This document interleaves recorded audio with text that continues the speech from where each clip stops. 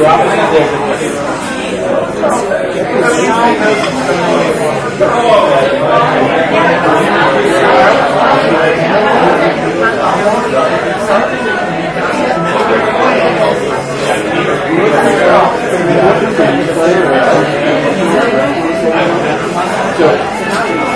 was 11 by 17, so it has to be folded like this. And then it has to be folded like that.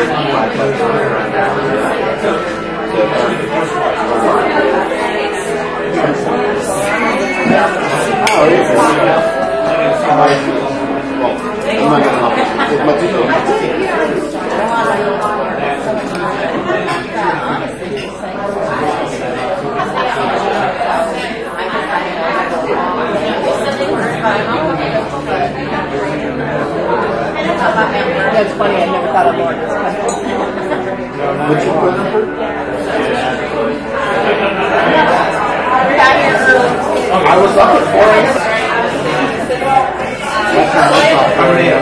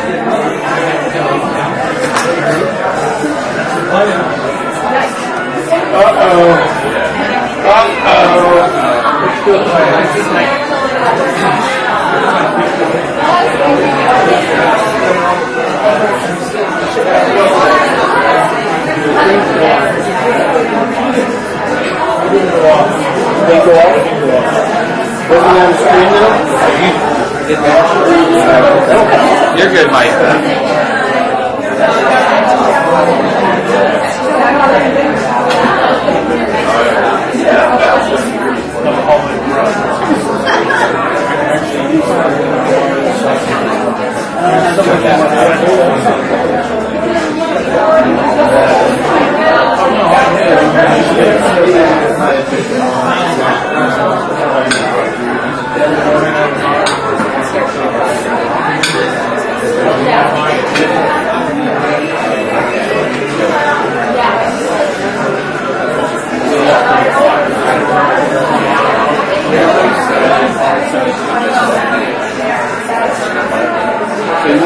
vacant lot and then eventually do a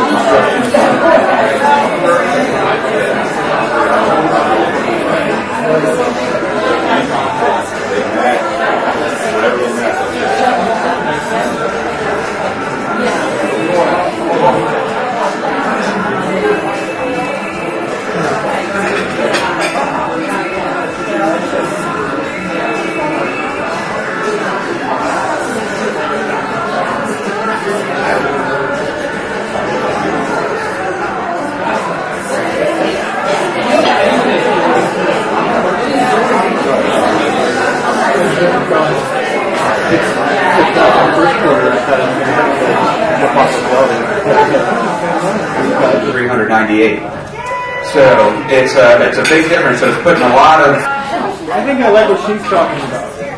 yeah. Obviously, they're giving away door prizes. Probably is why all the sharing. Okay, so as far as sales, the last 30 days, we've had 4,183, and last year was 3,863. So again, a big increase in the number of sales that we've had the previous 30 days. So right now we have a 1.9 month supply of houses versus last year 2.4 month.